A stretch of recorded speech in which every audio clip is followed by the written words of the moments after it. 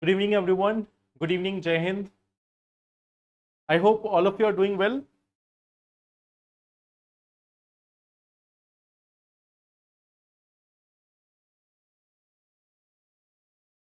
Good evening, everyone. So I hope all of you are doing well. Okay. Good evening. So in the previous session, we were discussing about this topic of changing warfare techniques. We have also discussed about this vice presidential election. We have discussed about the Henley Passport Index also. So these were the topics which we have discussed in the last session. Yes, I am also doing quite well. And in today's session, the topics which we are going to discuss, first of all, we are going to talk about this one major thing which has come up, that is India and UK trade deal. This is the first topic which we are going to discuss. India and UK, India and England trade deal, it has finally come up. Although it was finalized, but now it has been finally inked also. So we will try to see its impact in various sectors for India as well as United Kingdom. Second thing which we see here is about the coral cover. The second topic which we are going to talk about is about this coral cover or coral reef. We have seen that over the period of time, it has been declining in India. So in that context, we will talk about the coral reef also. Third topic which we are going to talk about is Palestine issue. Okay. So now you see that the geopolitics is like very much changing across the world. And in that case, we will try to examine this one part, that what is India's response on this Palestine issue. At the same time, we will also talk about this High Court judge vacancy. Okay. There are so many vacancies which are existing in high courts as of now. And we will try to examine this, like what is the process of appointment, what is the process of appointment of high court judges, and where it is pending, at what stage it is pending. And there is one topic, green bus, which you will understand only when we see that topic. Okay, so we will discuss about this green bus later, that what actually is this green bus. Okay. Now, but before we go into that, let us solve some questions. So here today we are having some questions with respect to vice president. The first one is this: with reference to the post of vice president, consider the following statements. All members of Rajya Sabha are eligible to be elected as vice president. The members of Lok Sabha cannot contest elections of vice president. The vice president's election has to be conducted within 6 months by the Election Commission of India. So these are the three statements. You have to tell how many statements given above are correct. The first statement is saying, with reference to post of vice president, consider the following statements. All members of Rajya Sabha are eligible to be elected as vice president. Second is saying, the members of Lok Sabha cannot contest elections of vice president. Third is saying, the vice president elections has to be conducted within 6 months by the Election Commission of India. A option. Are you sure that it will be A option, not B or not C? Good evening. One only. Okay. Okay. So you know that the vice president's election has to be conducted within 6 months by Election Commission of India. There is no time boundation. You know that there is no such time boundation. No such time boundation. So we see that this third option here is incorrect.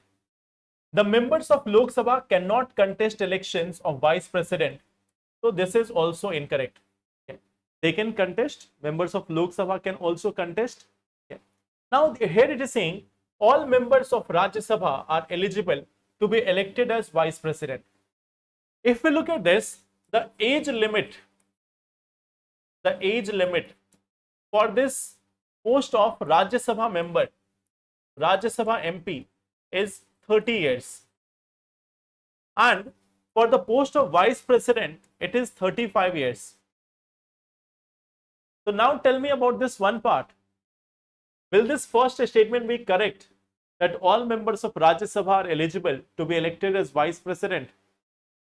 The eligibility for a vice president is 35 years, and for Rajya Sabha member it is 30 years. For Lok Sabha it is 25.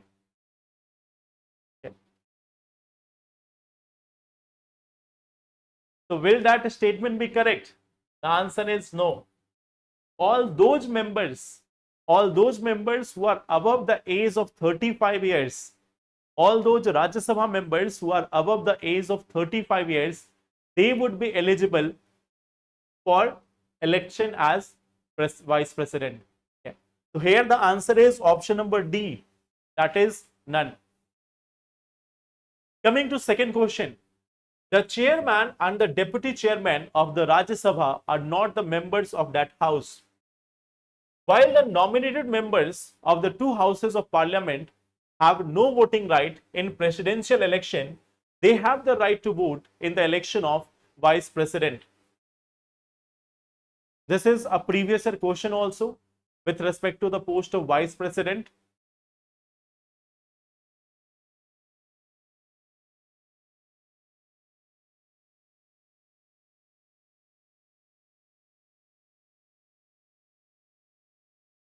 B option.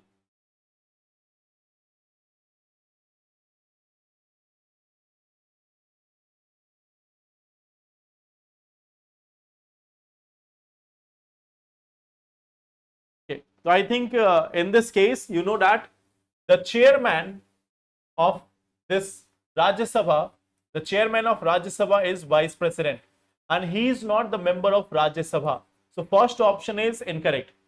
The deputy chairman is the member of Rajya Sabha, but the chairman is vice president, who is not the member of Rajya Sabha. So here the first option is incorrect.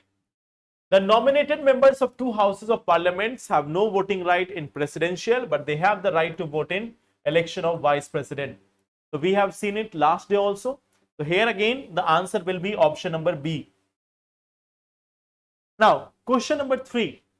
Under the Constitution of India, the Supreme Court of India tenders advice to the President on a matter of law or fact on its own initiatives only if he seeks such advice, only if the matter relates to fundamental rights of citizen, only if the issue possesses a threat to the unity and integrity of the country. So this is question number 3. Under the Constitution of India, the Supreme Court of India tenders advice to the President on a matter of law or fact on its own initiatives only if he seeks such advice, only if the matter relates to the fundamental rights of citizens, only if the issue poses a threat to the unity and integrity of the country.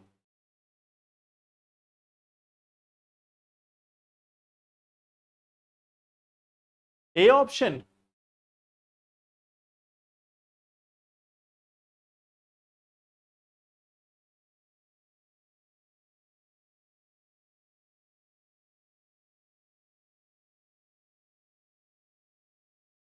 So here you have to tell like how many of them are correct. Basically you have to tell that how many of them are correct, or in how many situations. In how many situations.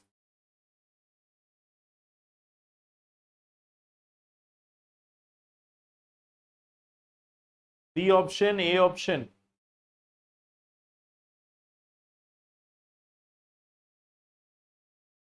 B option. Okay. So on its own initiative, the answer will be just this one. No, no, no. It is going to be only one. Okay. This is the answer, that only if he seeks such advice. So here the answer will be option number A, only if he seeks such advice. Okay. So in other cases, under the Constitution of India, there is no such foundation on the Supreme Court. Okay. This is in fact one of the question from 2001 prelims exam. Okay. But it was not in this format. It was only asking. Okay. It was only asking that in what condition the Supreme Court is tendering its advice to the president. Can under the constitution, see here, the word is under the Constitution of India. So you know that we have only one provision, Article 143. So this advice to the president is only given under the case of 143, and it is given only if the president is seeking such advice. It is not like advice by Supreme Court itself. The Supreme Court will be giving the advice only if the president has asked for it. Okay. So that's why here the answer is like this is the only option when the president is seeking such advice. Okay. So that is question number 3. Okay. Yes, today even in the Adhyan batch many answers were incorrect, and here also. Okay. So today that is the like even in foundation batch like in the class also there were tough questions today. So today Friday will be declared as the tough day. Okay. On Friday we will have those questions which might be a little bit more tricky or like a little bit more advanced. So here we are starting with now this one part, India UK Inc. trade deal. Okay. So India and United Kingdom has inked trade deal, and there has been announcement that we are going to have like many such tariff elimination and everything. So we will see it point by point. Since there are so many points, so for just this one topic, we are taking the help of the chart which has been provided. Okay. So we will take this example of the chart in different cases. Okay. So first thing is with respect to the export sector. Okay. What India has been gaining, it has been said that India will get tariff elimination. India is going to get tariff elimination. Okay. And this tariff elimination is going to be for textiles, for apparels, okay, for gems, jewelry, leather, machinery, auto parts, etc., etc. Okay. So this is going to have expected 20 to 40% rise in export in key sector. So for India, it is 20 to 40% growth in export. There is going to be 20 to 40% growth in export for India. Okay. What UK is gaining? Okay. What UK is gaining? What we see that duty-free access for 64% export to India. 64% export, that is going to become duty-free. That is going to become duty-free. And especially the sectors which are going to benefit, it is going to be the alcoholic beverages, cosmetics, processed food, and digital services. So digital services, processed food, alcoholic beverages, and cosmetics. So they are going to become cheaper in India. And UK is going to get benefit from this. So that is one part of the export sector that is going to get the benefit. Tariff impact. Okay. If we see from the India's perspective, 99% export, the 99% export, it is going to become duty free. Okay. So this is one thing. Now, whereas like tariff reduction from 15 to 3%, 15% to 3%. Okay. And especially like UK is having its you can say dominance in one particular thing, that is Scotch whiskey. Okay. So there is going to be this reduction in tariff in case of a Scotch whiskey from 150% to 30%. So that is also a massive reduction in the Scotch whiskey in case of UK, like what UK is gaining from there. Now, what we will what will be the benefit for us? We can have a better rate as compared to Bangladesh, Vietnam, and China. When we are exporting to UK, our products will be more competitive with respect to Bangladesh or China or Vietnam. So our products will become more competitive. So that is also one of the benefit. MSME and regional growth. Okay. So you know that our exports are going to become like increased, and especially we have seen textile sector, gem sector, they are going to get the benefit. So the export, it can help in development of manufacturing cluster in Tirupur, Surat, Ludhiana, Pune, Chennai, etc. Okay. Whereas the Jaguar, Land Rover, they will also be getting access to India quite easily. So that is also the benefit for UK, that they are also going to get the benefit by having this trade deal. Then we see that there is going to be a professional mobility also. There is going to be also this professional mobility. What we see here, that there is going to be a mutual recognition of professional qualification. Okay.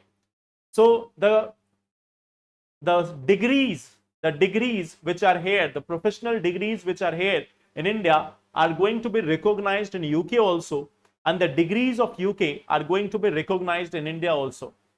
This might become much more useful for the professionals who are working in UK, the doctors who are working there, the chartered accountants who are there, the lawyers who are there. So they will be getting more and more options of serving or having some job in UK, or the UK people can provide services in India also. So that is one thing. Okay. Social security waiver of INR 40 billion. Okay.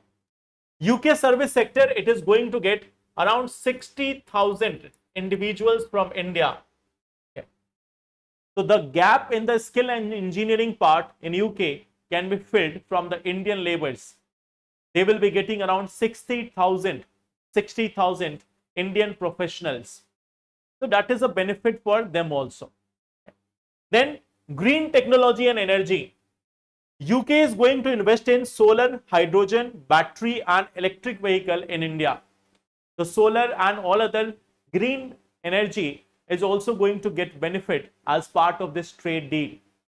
Then India will also have this entry into clean market of UK as well. So that is also one of the benefit. Then agriculture and food processing. Here we see that India will get duty-free treatment for 95% of agriculture tariff lines. So our basmati rice, the spices, the tea, seafood, packaged food, they will also get entry into UK market. At the same time, sanitary and phytosanitary regulations of the UK products coming in India, they will also get relaxation. Like suppose if UK products are coming in India, we are also applying certain sanitary and phytosanitary measures. Like we will say that your product is not meeting this requirement, there is this addition of this gene or that particular herbicide or other things. So we also reject food items coming from outside on basis of various things. So they will also get this relaxation. Okay. Then marine and fisheries, duty-free access for 95% of Indian marine exports, and it will help the UK to expand premium seafood import option. Okay. So this is one thing which UK is also gaining from here. Then you will find GI tag. So Indian GI tag, they will also get this protection in case of UK, and at the same time they will have access to high-end Indian cultural products. So while they are ready to give GI protection to Indian products in UK, now they will have access to the Indian products. Okay. At the same time, consumer impact also, we will have cheaper luxury cars as well as the alcoholic products for the consumers. Okay.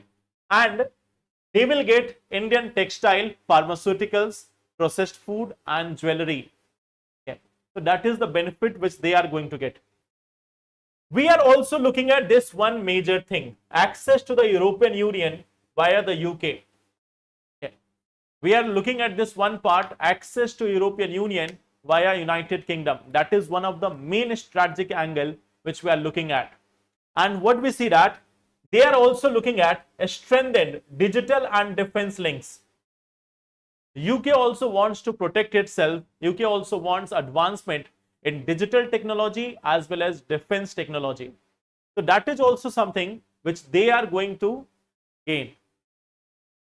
Bihar में बंद है ना, बाकी जगह तो allowed है, ठीक है, तो बाकी लोगों को बेनिफिट होगा.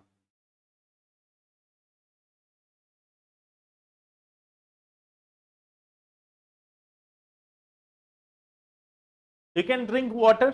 वैसे भी alcohol is bad for health, so keep on drinking water. There is also luxury cars which you can see. You can also say the same thing, that many of the roads are also not good. How we will go for luxury cars? Okay. So that is also one part. How we will go for the luxury cars if the roads are having potholes? So this is one part, the trade deal between India and United Kingdom. You can see the major things. If we look at this, if we try to sum it up, the major things, like what will be the benefit for India? What will be the benefit for India? Our exports are going to increase. Exports are going to increase. Manufacturing will get the benefit. Okay. Professionals will get the benefit. They are also going to get the benefit. Agri products are going to get the benefit. Okay. Then at the same time, investment in solar energy, investment in renewables, and above all this, entry to European Union. Entry to European Union. So if you look at this, these are the main benefits which you can see from this deal. These are the main benefits which you can see as part of this deal, that what we are actually going to receive when we are going for this deal with United Kingdom. Okay. So this is the first topic which we have to see. Okay. Like what exactly is this trade deal and how it is going to benefit us. So once you have seen this part, I think now you will have no such confusion that what is pending there in the trade deal and what is not. Okay. So this is one such part. In most of the cases, what we've seen that the newspapers are mentioning only this one part, that it will boost trade in the future. It will cause this economy to grow by this much %. So that is all future things. But what exactly is part of the deal, you can see from here. What exactly is the part of deal, you can see from this part. Now, coming to this next topic, like the next topic is about the coral cover reduction. So what is the news saying about? That in the Lakshadweep Island, in the last 24 years, okay, in the last 24 years,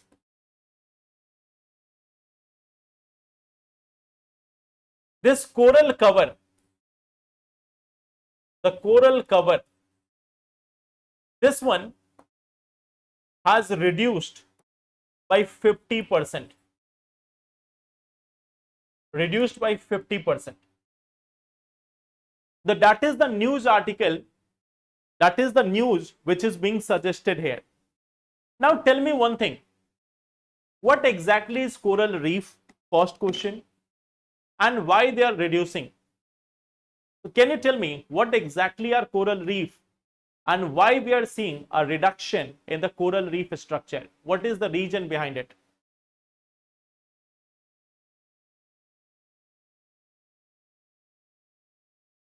Why there is a reduction in coral reef? Any idea about this?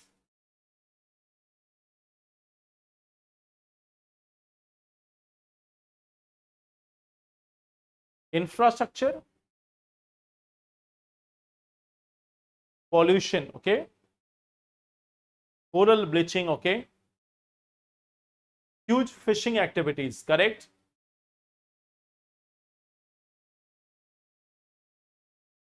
Increase sea level, yes, that is also one region. Pollution is region, correct.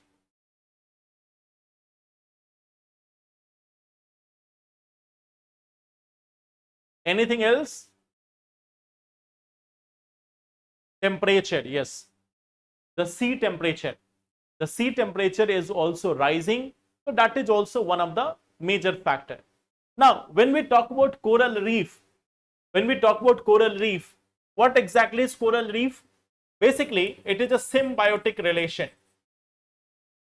It is a symbiotic relation. Okay. This is a symbiotic relation between zooxanthellae. One thing is zooxanthellae plus coral polyps. So this zooxanthellae is a algae, and this one is capable of performing photosynthesis. Whereas this coral polyp is providing shelter plus nutrients. It is providing shelter plus nutrients. So this coral polyp is providing shelter and nutrient to the zooxanthellae. Nutrient like the nitrate, calcium carbonate and other things. So that is being provided by the coral polyps. They are heterotrophic organisms, or they are dependent on other for food. Whereas the zooxanthellae, it is performing photosynthesis, it is making food, and it is sharing the food to the coral polyps. So this is providing food to the coral polyps. This is providing shelter plus nutrient. So it is their symbiotic relation. Symbiotic means where both are helping each other, where both of them are helping each other to survive and thrive. So that is one part. Where do we find them in India? Like, where to find these coral reef in India? If we talk about the location, so you can see that in India, we can find them in part of Gulf of Kutch, Malwan, Lakshadweep, Gulf of Mannar and Andaman and Nicobar. This is the area where you find the coral reef. You can see that it is almost absent in this area. It is almost absent in this area. Okay. The question is why this is absent? Okay. What we see that there is absence on east coast. Absence on the eastern coast. So why this is absent on the eastern coast? You can see, although even on western coast it is not very prominent, but still you see Lakshadweep, Malwan, Gulf of Kutch, Gulf of Mannar and Andaman and Nicobar.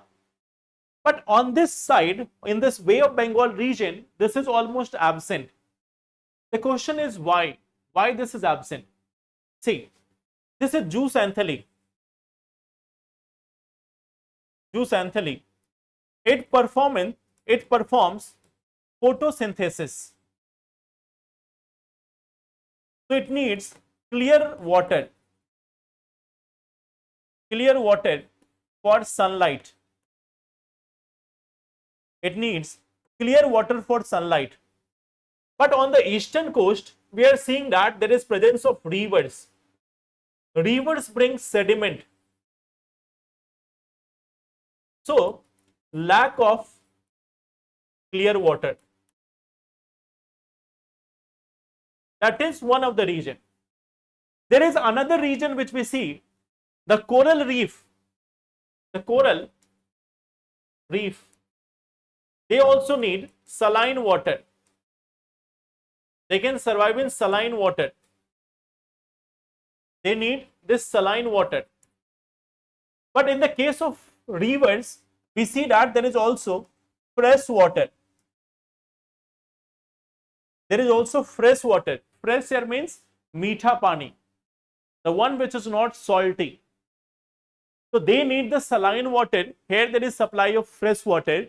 Plus at the same time, there is also presence of sediments.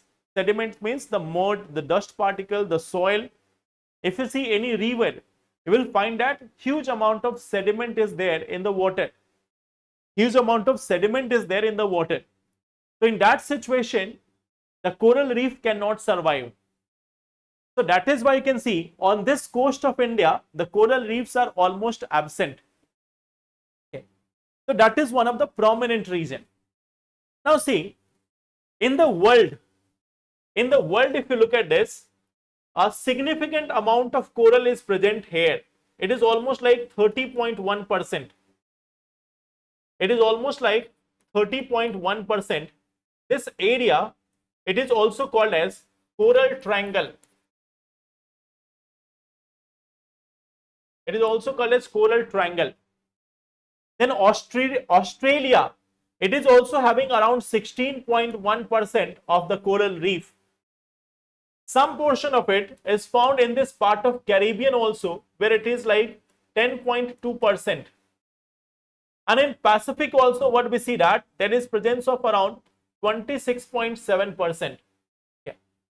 So this is the area, the East Asia region. Here we see that there is presence of around 30%.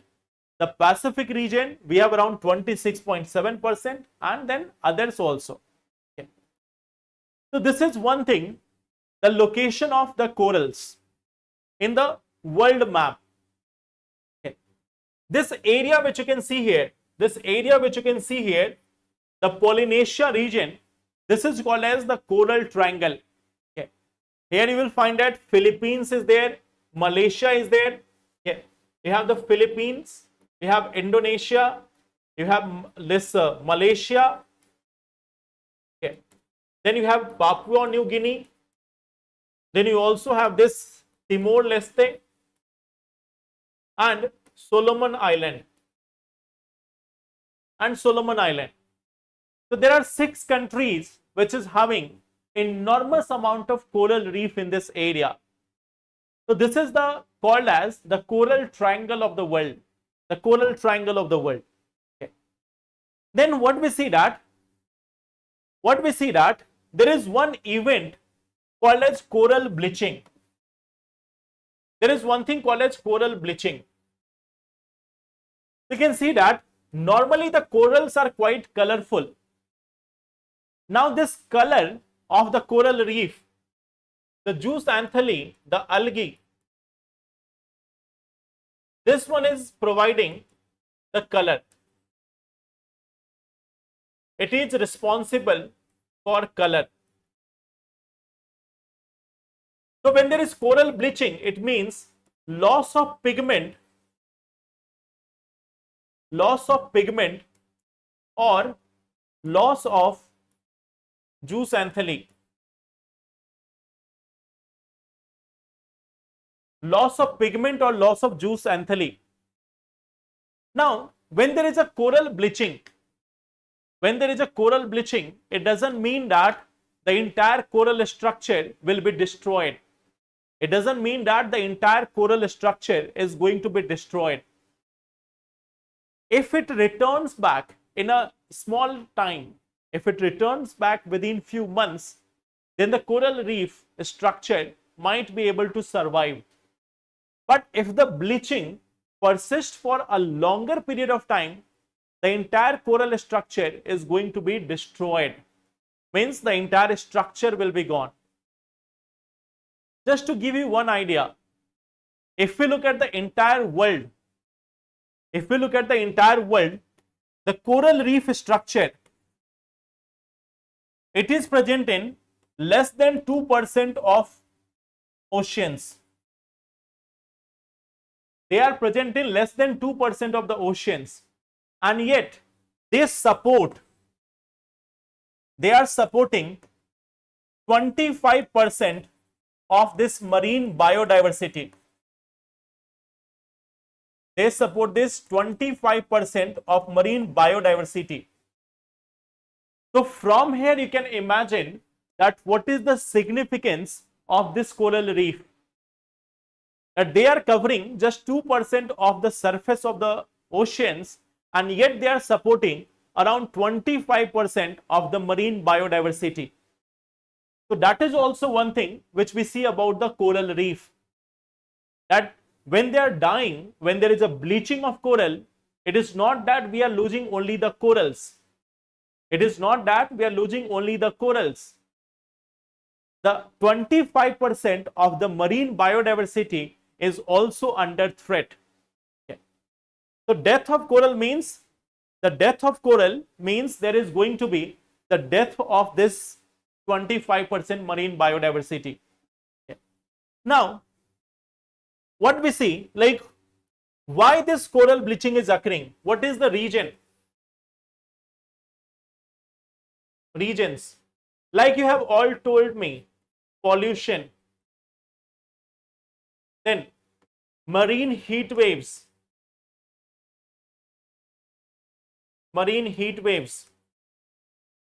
then we also see that this oil spill, it is also responsible. Conventional fishing techniques, where they are using bottom trawlers. Bottom trawlers are basically net which goes up to the depth of the ocean, and when they are pulling that net, then the even coral reef structure which is present there, it will also be scratched out from the surface, it will also be destroyed. So bottom trawlers which are being used in the fishing, that is also one of the major, rather you can say the most important threat to the coral reef. Right now, most of the degradation is occurring because of this overfishing. Okay. Then reckless tourism.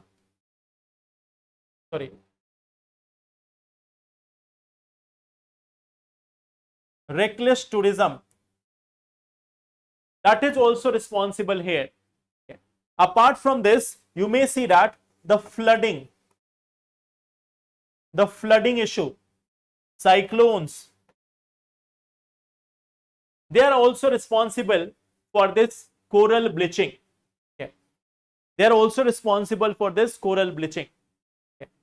So they have a range, which is almost 18 to 27 degrees Celsius.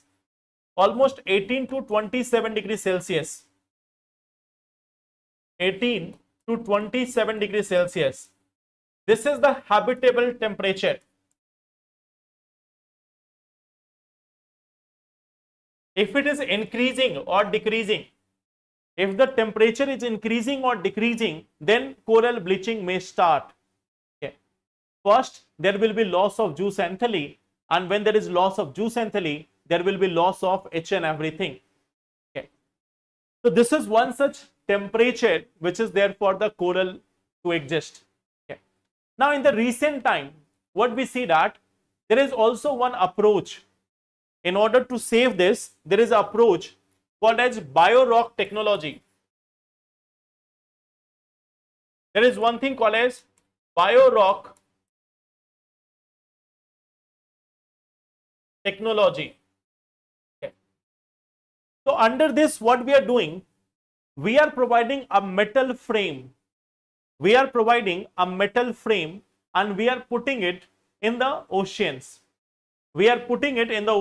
A metal frame. Okay. We provide it in the oceans. Then, with the help of electricity,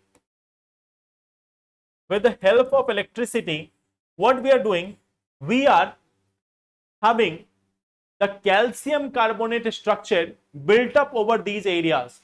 Okay. There is deposition of calcium carbonate structure on BioROC. They are called as BioROC. So this promotes growth of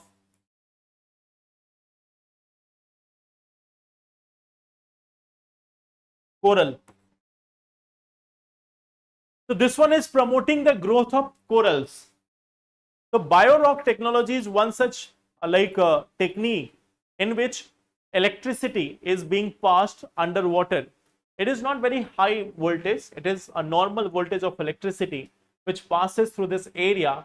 And what we see that due to this electricity passes, the calcium carbonate is going to be deposited. It is going to be deposited on the surface of this like BioROC. This will promote the growth of coral in that area. If a coral is present there, it will start building its colony over this rock. And then once the colony starts, it will promote huge diversity of this coral reef ecosystem in the area. So that one technique is called as this BioROC technology. Yes.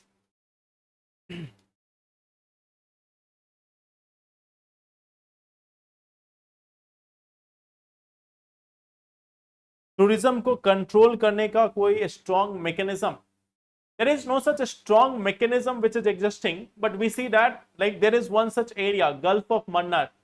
So it has been declared as a biosphere reserve, and in biosphere reserve we try to conserve the core areas. So we have this Gulf of Mannar biosphere reserve also, where we are trying to protect the sea cow as well as this coral reef structure. But there is not such a specific program which is just focusing, or a specific program which is just focusing on coral reef conservation as of now. Government promotes in general sustainable tourism at all the areas, but there is no such a specific program. Okay.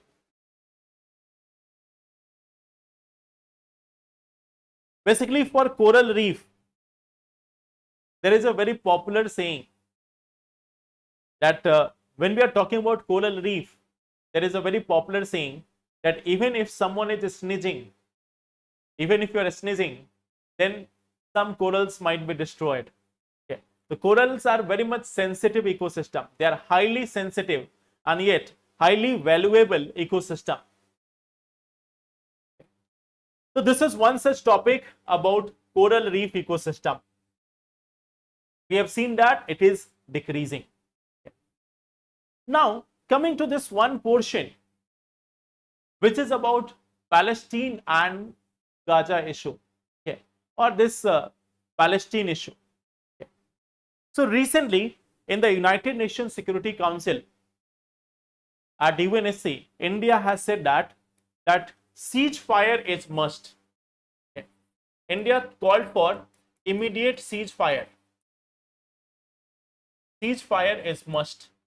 That is one thing which India has said, that there is like a need of immediate ceasefire plus rescue of hostages.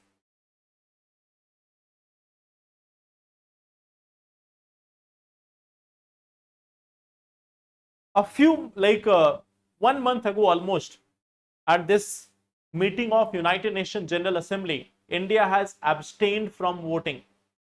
India has abstained from voting. India has neither voted in favor of Israel, not in favor of Gaza or ceasefire. But at the UNSC meeting, India had changed its stance. India had changed its stance, and India has said that there must be an immediate ceasefire in case of Gaza. At the same time, India has also called for the immediate rescue of the hostages. Plus, at the same time, India has reaffirmed its unwavering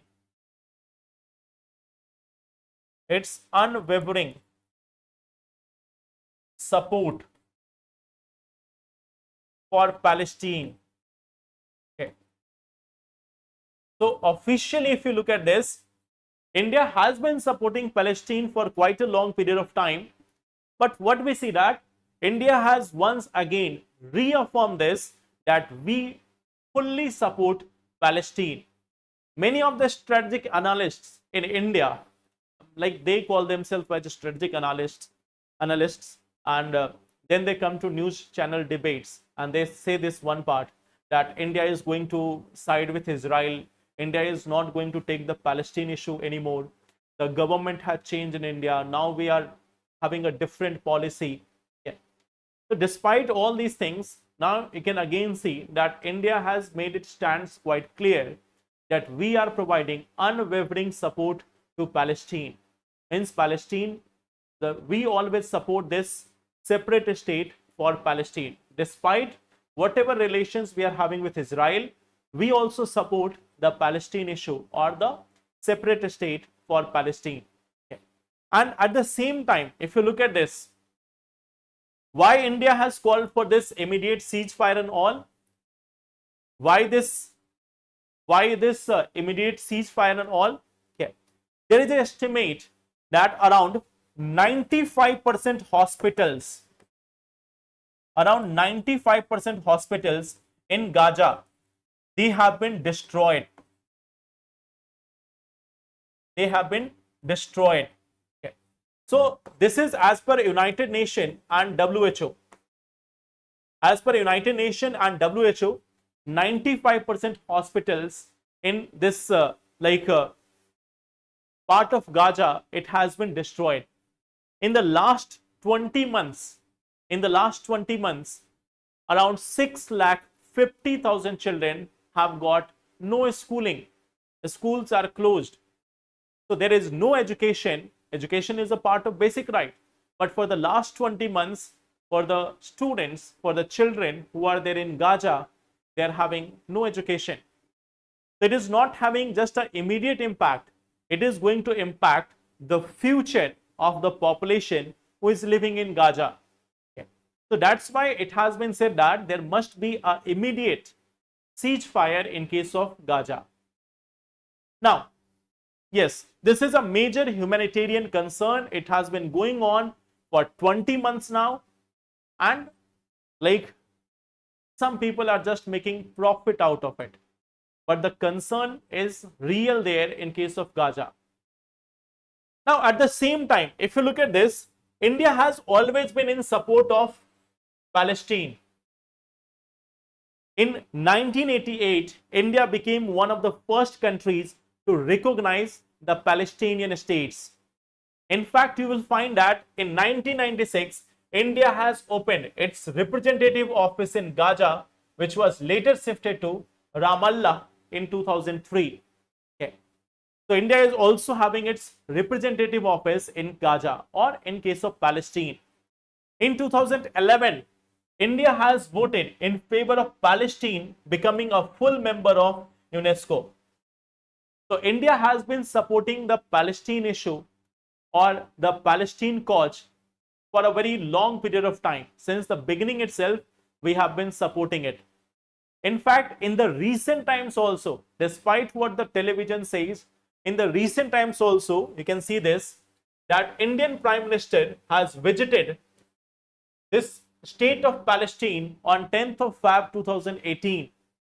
So that was the first ever visit by an Indian Prime Minister to Palestine.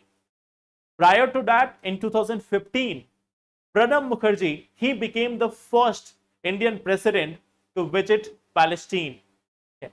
So Indian president and Indian Prime Minister both have visited Palestine. So India has been providing this recognition to Palestine, support to Palestine for a very long period of time. Okay. And what we see that a new thing is changing up. A new thing is coming up. We have already seen that there is a breakup between European Union and US. And as a result of that breakup, you will see this one news also, that France is going to recognize the state of Palestine. Okay. So France is going to recognize the state of Palestine. So it has become one of the first major country of Europe. There are other countries, smaller countries of Europe, which have already recognized Palestine as a state. But France is one of the biggest power which is going to recognize this Palestine. Okay. So that is one thing. Now the things are changing.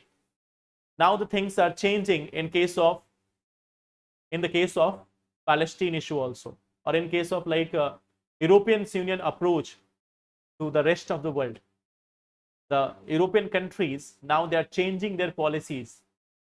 It's no longer wise to say that they will do whatever US is saying. Yeah. So they might go opposed to what US is also saying. So that is also one part. Okay. Now, just to give you a context here, you may have seen this one thing that a few weeks ago, there was this one such statement which was made by NATO chief. There was one such a statement which was made by NATO chief. The statement was about this, that they are going to impose 500% tariff, 500% tariff on BRICS nation, especially Brazil, China, India. Okay. So that is one part. But many of the experts are saying this, that it was not a statement from NATO. It was a statement more from US. But NATO leaders have neither said yes nor said no. They are not trying to go into this dispute. Irrespective of what NATO is saying, most of them are just going by let's see, for some more years we will be coordinating with US, and then we will see what we can do in the case of BRICS or other countries. You will soon find this one thing. You may find this one thing in near future, that BRICS is going to have some association with European Union or some major power of Europe. In upcoming times, this also may be true, that BRICS may have some meeting or some discussion with some major power of European Union also. Okay.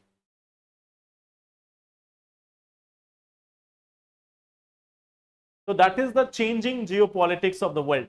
Okay. Now, this one thing, vacancy in the judiciary. How many cases are pending in the court? Can you tell me how many cases are pending in the court?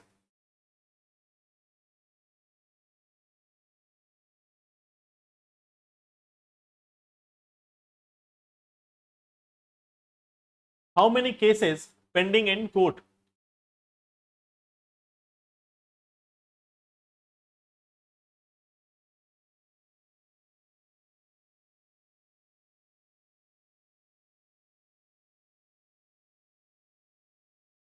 Ten 10,000 cases, 1 lakh cases. How much you have written? 1 crore.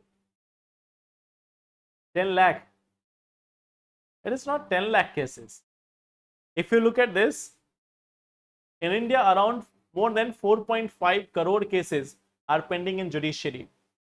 Of course, most of these cases are pending in lower judiciary. 1 lakh तो Supreme Court में pending है. There are around 1 lakh cases which are pending in Supreme Court. If we talk about the entire judiciary of India, there are around 5 crore cases which are pending in Indian judiciary. Okay. Around 5 crore cases are pending in Indian judiciary. Of course, a major chunk of it, more than 4 crore cases are pending in lower judiciary. In Supreme Court also we are having, around 1 lakh cases, 80,000 to 1 lakh cases which are pending. In high courts across the country, there are more than 50 lakh plus cases which are pending. Okay. So what we see, that there are significant number of cases which are pending. The total strength, the total sanctioned strength,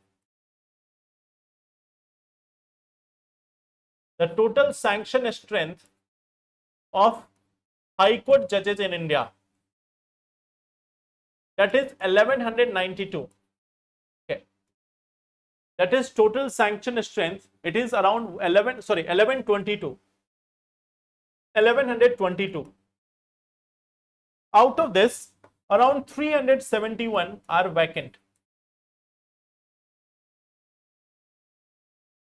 So you can understand this one thing, around 35%, around 35%,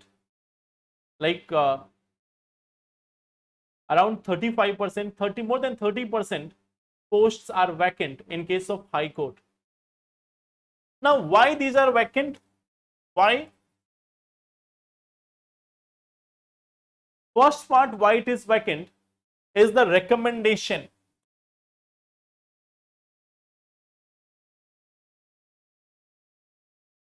Now, what we see, that as per government says that there are around 193 posts for which no recommendation has been provided. As per government, there are around 193 posts for which no recommendation has been provided, and there are 178 recommendation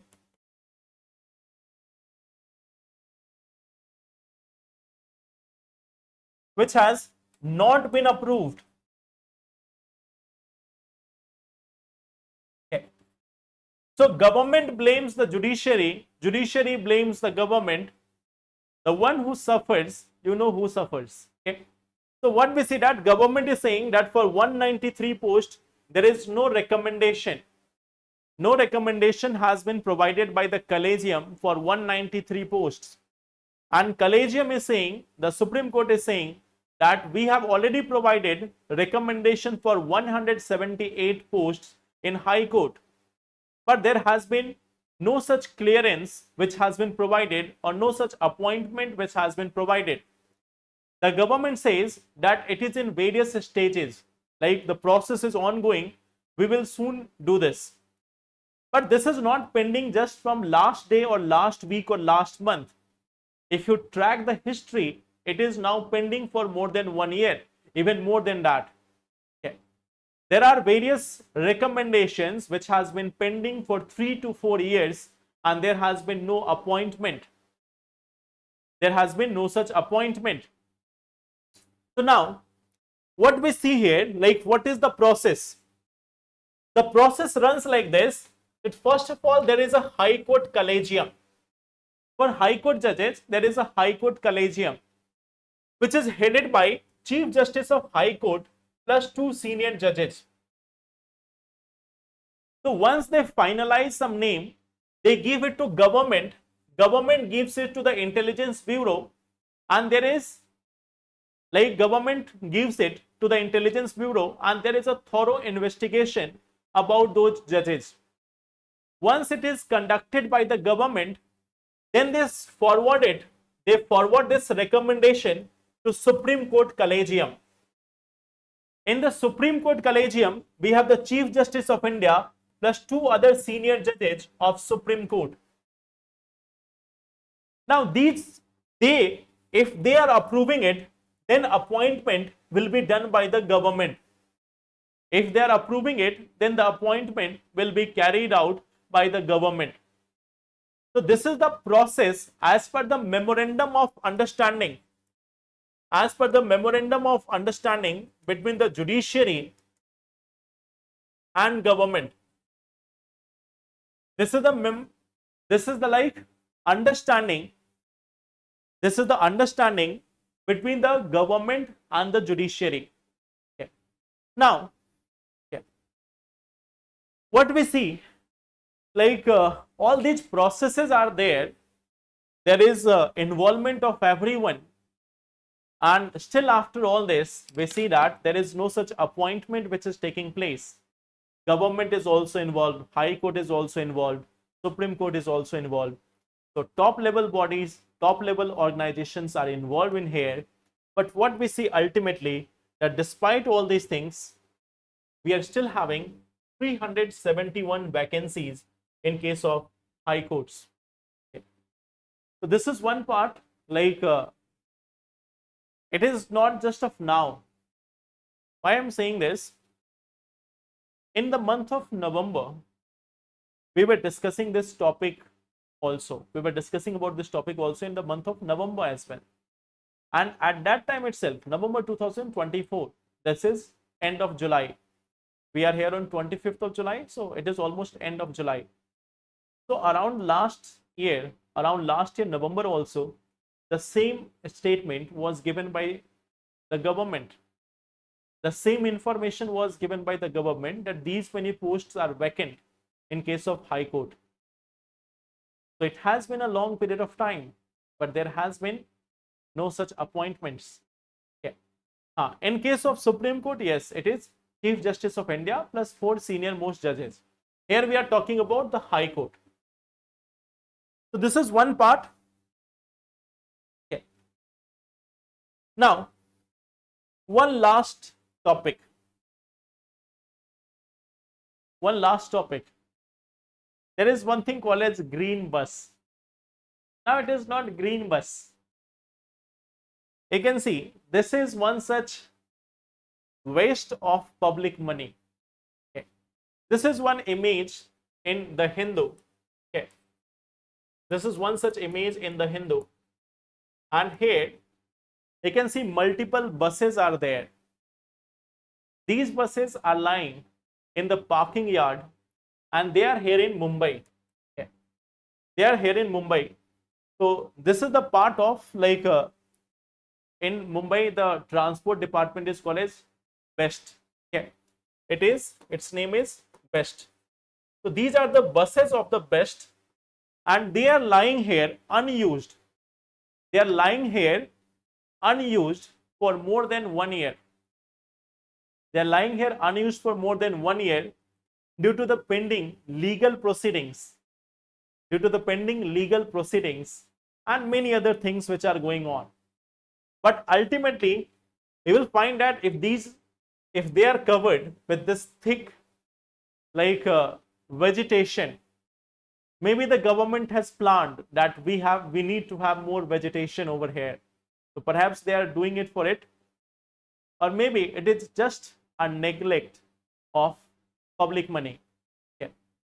This could have been these buses could have been used for providing the public transportation. Many people are not getting seats in the buses. And this is not of one city. This is not about Mumbai. This is not about Delhi. This is not about other places. In many cities across India, what we see that while the cities are suffering from lack of buses, the buses are lying or buses are standing in the parking yards. The money of public is being wasted. But at least it is looking good. The image has been taken in a very good manner. It is looking, some red things are there plus the greenery around it. So it is a nice scene, but it is not good for any city or any citizen or any like state. Okay. So this is one red buses or the green buses, whatever you want to call them. They are like red, but they are appearing as green only. Okay. So that is the green bus. It is not some renewable bus. Okay. It is just the buses which are there, which is unutilized, underused, unutilized, lying there because the departments cannot decide that what legal proceedings they have to follow. Okay.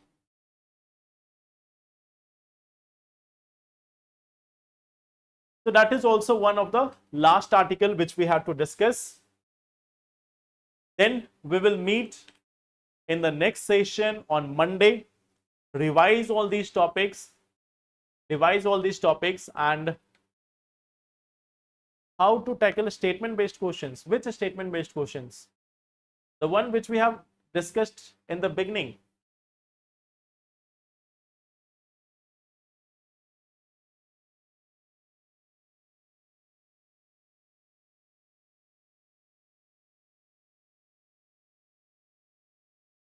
Yeah, acha, in mains. Okay, we will take one question on Monday and then we will discuss it. Okay, we will discuss one question on Monday.